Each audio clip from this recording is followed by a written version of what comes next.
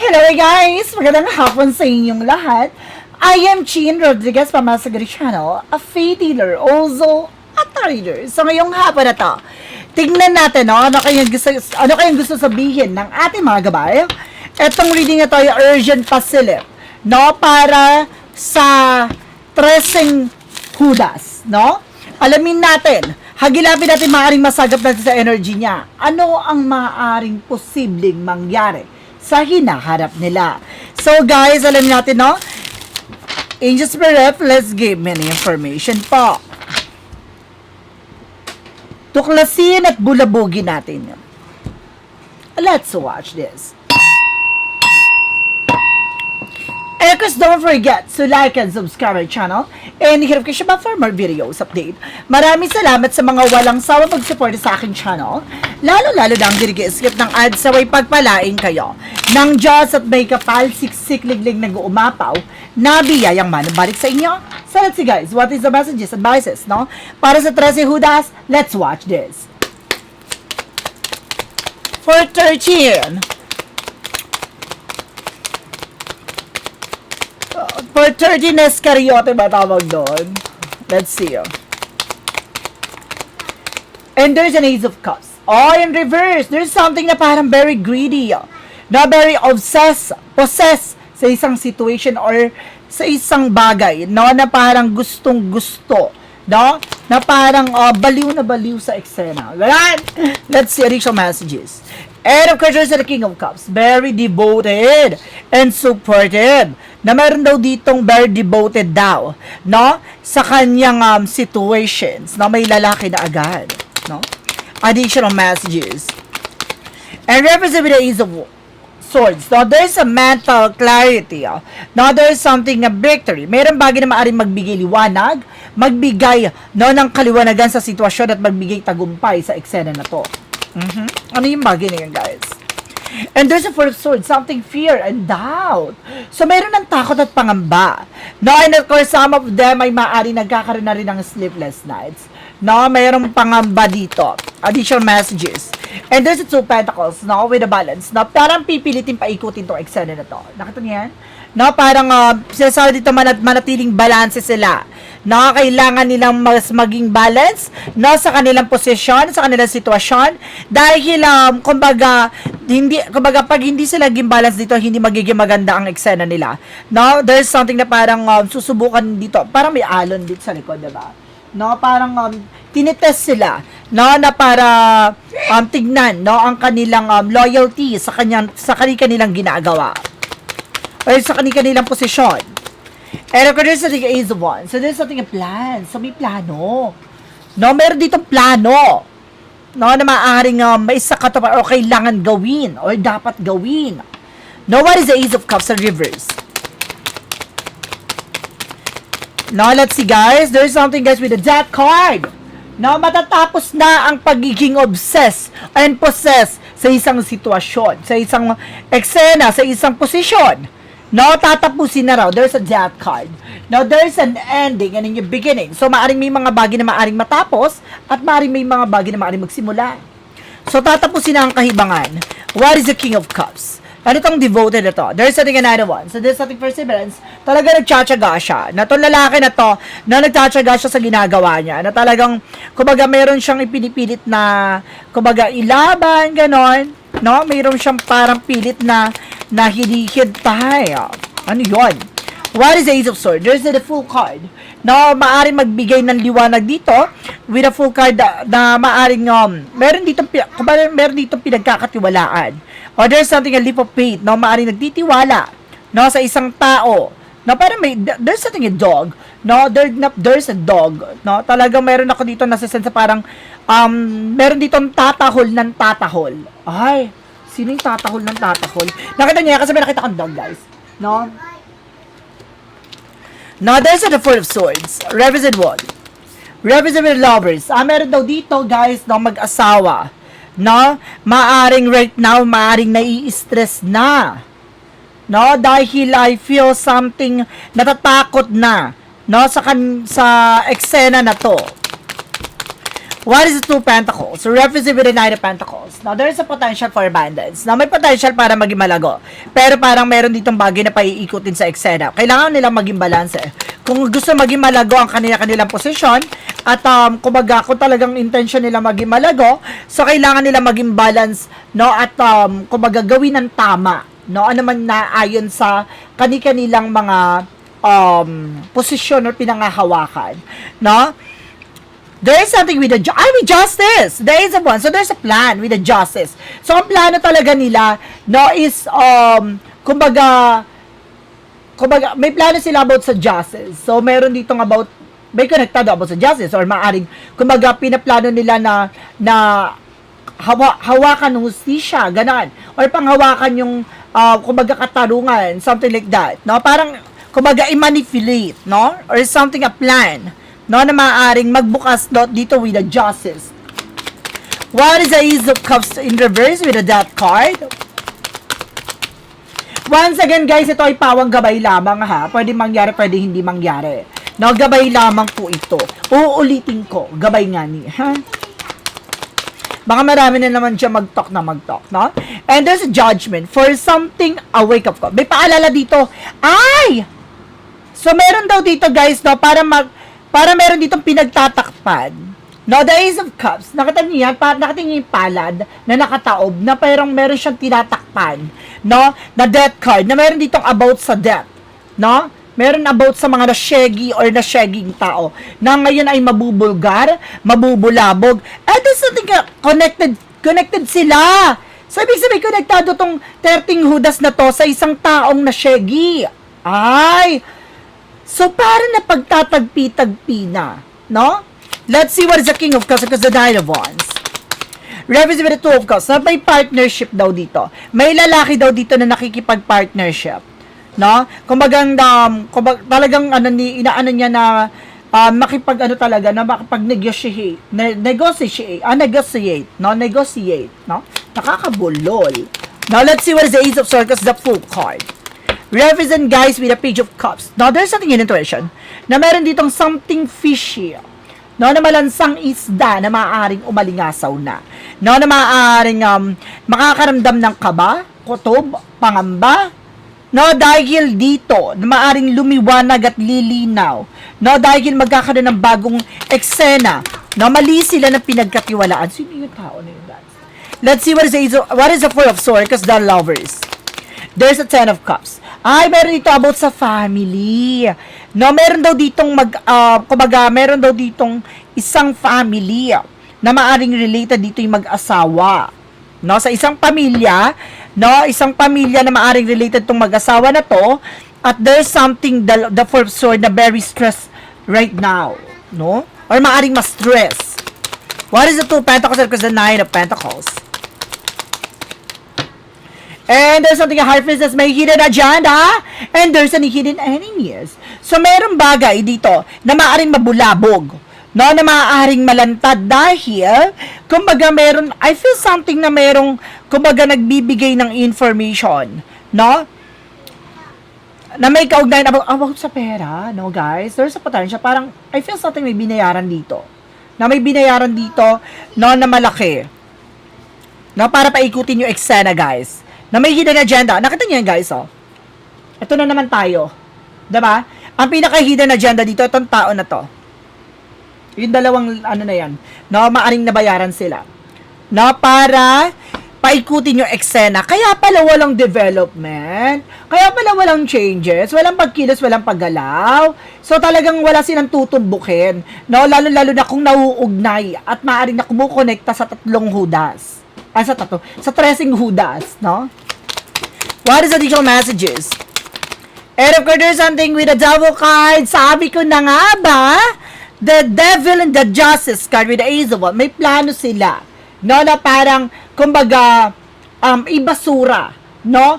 Ang impeachment ni Aswang, no? Ni diba? Kumbaga, parang balak nilang ibasura yon, no?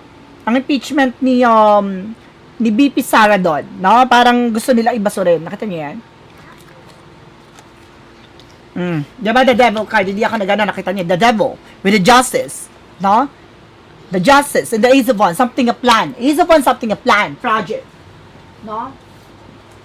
And there is something a Justice card, something hustisya, husgado. With a Devil card, something demonic. So yun na nga, no? Talagang meron silang balak paikutin yung eksena. Now, what is an outcome? There's a Five of Swords. Meron ditong gigising sariling mantika. So, meron bagay na matutumbok, no? Matutumbok na regarding sa ebidensya. So, maraming ebidensya na mabubulabog. Maraming ebidensya na akala nila natapon na, nabasura na, nasunog na, nagato na, hindi. No, meron mabubungkal. What is the King of Cups and the Knight of Wands and the Two of Cups? Reference with the Strength card. Something confident. No, meron daw ditong malakas ang loob kasi. No, malapit kasi sa president. No? I feel something meron ditong, kumbaga, kachuchucho or malapit siya sa presidente na hindi alam na president na maaaring itong Tressing Judas na to ay konektado, no? Dun sa eksena na yon. No, isa sa na kailangan maging aware. What is the Ace of Swords, the Full card, the Page of Cups? Represent with a Chariot card for action and movement. Magkakaroon ng changes and developments sa situations na to. No, dahil may paparating na aalingasaw. So, ibig sabihin talaga merong bagay na mabubulabog talaga. No, gawa ng isang malansang isda na maaaring, kumbaga, lumantad, mabulgar, o malingasaw, maamoy. This is the world. Meron daw ditong about sa family. No, na maaaring, na may konektado sa mag-asawa, na maaaring umalis ng bansa o nakaalis ng bansa. No? Or maaaring nasa ibang bansa. Gusto ko i-clarify ito, guys, no? Let's see. Gusto ko i-clarify. And there's a Star card. No, the Star card something. No, hope. No, parang, yun nga. No, ang pinaka-hidden agenda dito, yung pag-asa nila, is itong taong dalawa na to. No? Itong tao na to, there's a Star card for healing and recovery and hope. With there's the High Priestess, no? Talagang ito yung, kumbaga, talagang, nilalapitan nila na itong dalawa na to na para hindi matuloy yung eksena. What is the Ace of Wands? Because the Justice and the Devil card. There's a Seven of Wands. Sabi ko na nga ba? No, there's a The Hangman. No? There's a The Hangman. The Seven of Wands. Pinoprotectionan para ma-stuck, ma-delay. No? Ma-cancel. Sabi ko na, no, that the Seven of Wands something protection, the Hangman something stuck. The abandonment. No, para iwan eksena, gano'n, parang basurahin, gano'n. With the Devil card, ito yung intention, this is something demonic intention with the Justice card. No, para ibasura yung na yon. Oh! So, ibig sabihin, gagawa talaga tong Tressing Judas na to ng way para ibasura ang impeachment, no? So, let's see. Let's find out. Na ano yung mga bagay na maaaring mahagilap natin sa energy nila? Paano sila paano malalaman yung mga bagay na konektado sa kanila? Or maaring ano man yung mga bagay na maaring malaman natin sa eksena nila? There's a Temperance, the Wheel of Fortune, may mga divine intervention, na may mga paalala ng ating divine, na may mga angel synchronicities na pinapahiwatig dito. Now, there's a Wheel of Fortune, so there's something, a destiny to happen. So, the Wheel of Fortune, something, a destiny, a good luck, with the Queen of Pentacles. No? Meron ditong very mature enough, no, pagdating sa finances. So meron daw dito kasing babae, no, na maaaring kumbaga mayroong iniingatan or parang may pinoprotection na about sa money, pera, no, kapangyarihan. No, talaga mayroong malalantad. Oh, ibig sabihin dito, nakatakda talaga maganap to. Na itong babaeng greedy sa power, greedy sa kayamanan, ay maaaring makonektado, maaaring malaman na konektado talaga sila sa Tressing Judas sa to. There's a Three of Pentacles. May collaboration, no? Nakita niyo yan, may mga pag-uusap, no? There's a communications. No, let's see, additional messages. Erica, there's something at our moment, no? Para sirain, pabagsakin. Ay, ang plano talaga nila, no, talagang sirain, no, ang administrasyon ng ating president. Ooh, spicy. No, para palitan, no, para buwagin. Oh, my God. Let's see, magtatagumpay ba sila? Yun yung gusto natin malaman, di ba? Magtatagumpay ba tong Tressing Judas na to? Aegis Purpose information pa.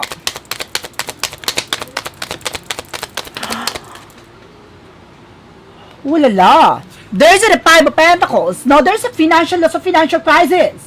So, marami mabubulabog in the Seven of Cups by confusion. With the Three of Swords, something of betrayal. Magtatrayduran sila, maglalaglagan sila dahil maaaring madawit sila about sa flood control issues or corruptions. About sa perang nawala. There's a losses with the Five of Pentacles. Difficulties. With the Seven of Cups, confusion. Na maaaring magpapagulo sa kanilang eksena. So, ibig sabihin magtuturoan, maglalaglagan, magtutulakan sa eksena. Ganun.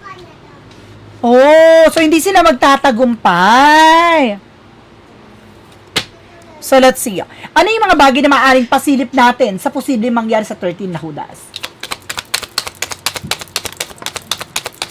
Something revelation. Maraming marireveal daw sa kanila. There's a moon card for something revelation. With a 10 of 1, something burden overloaded. Sobrang bigat daw ang maaaring maging marireveal dito. Sobrang pasakit pasanin ng kanilang mga papasanin. And the Six of Swords, something transition at tibas pa sa kanila ay maaaring tumakas at tumalis. And there's something at Three of Cups na may maaaring mabungkal tungkol sa atong tatlong babae na to. Oh my God! So itong itong bagay na may kaugnayan sa Tressing Udas na to ay maaaring malantad na rin ang pagkakakilanlan ng tatlong babae na lagi nating nababasa sa reading. Sabog? Gusto nyo yun, guys? Let's see what is the additional messages with the shadow work. Represent what? The shadow work. Sabi na, mayroon dyan tawag ito, pag once daw na negative daw yung reading daw dun sa na yun, natutuwa daw ako. Sabi ko, ha? Saan ko natutuwa? Saan ko ganyan? Kumaga, optimistic akong tao, positibo akong tao. So, lahat ng bagay na masasagap natin, negative man na positive, lahat ng bagay na yung babanggitin natin yan. Hindi pwedeng hindi. Now, what is your shadow work of the world? There is a no boundaries. Respect, self-care. So, itong eksena na to ay walang boundaries. There's a no boundaries. Difficult to establish healthy respect. Take care to ensure your needs are met. Parang sinasabi dito magkaroon ng respeto. At pag-aalaga sa sarili, parang nangyayari dito nagiging balasubasan. Parang balasubas, nagkakaroon ng walang respeto at disiplina. So, ito yung bagay na maaaring magtulak dito sa eksena sa tatlong Tressing Hudas na to para malaman, ang kanilang mga itinatago, Talagang sinasabi daw ng ating gabay, na kumaga meron dong kung pinose na meron tungkol sa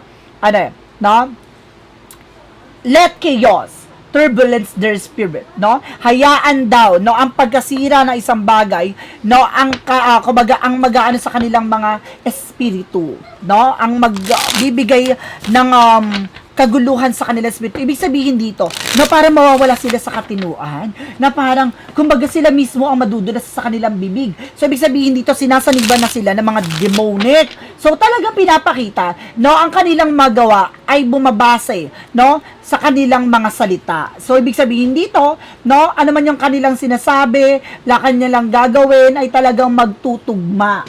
Ganon. Let's see what is the clarifying for life situation. And there's something a ride the current.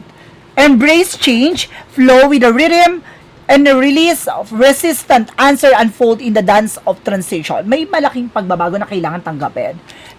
Just accept the fact. May mga changes sa development dito na maaaring kailangan sumabay sa indayog ng eksena. Ganon. What is the what lies beneath? We hear the future.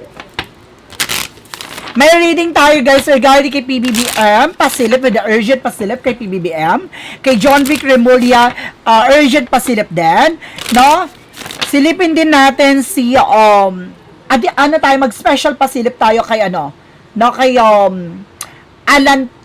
Alan Cayetano. Cayetano.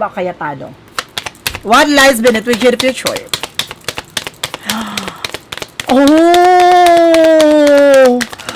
Oh my God! Grabe! There's a toxic! Nakita mo? Ibig sabihin, itong Tressing Udas na to is very toxic. And there's a putting a show, ilalagay sila sa kahihiyan. And there's an insecure. Tingnan mo nga, guys.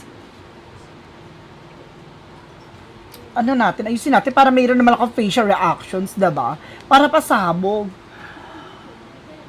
Diba? Pasabog! There's a putting a show na ilalagay sila sa kanilang kahihiyan. No, talagang, kumbaga, ikaw yung nag-ano sa stage na yan, sa position na yan, ikaw din ng bagay na parang mabubulabog dyan. Ganon. No, and there's something na toxic. No, very toxic talaga. No ba? And there's an insecure dahil sa inggit. No, oh my God. Kapag kinakain talaga ng demonic, guys, no, walang magiging magandang resulta. So, guys, once again, ito ay an urgent pasilip para sa Treseng Judas. No? Once again, ito ay pawang gabay lamang upang masipin yung mga bagay na posibleng mangyari sa hinaharap. And of course, guys, maraming salamat sa mga walang sawang pag-support sa akin channel. Lalong-lalo nang skip ng ads sa way pagpalain kayo ng Diyos at may kapal siksik liglig na guumapo na biyayang manang balik sa inyo. Maraming salamat, guys! And see you in the next video. Bye-bye! And babush!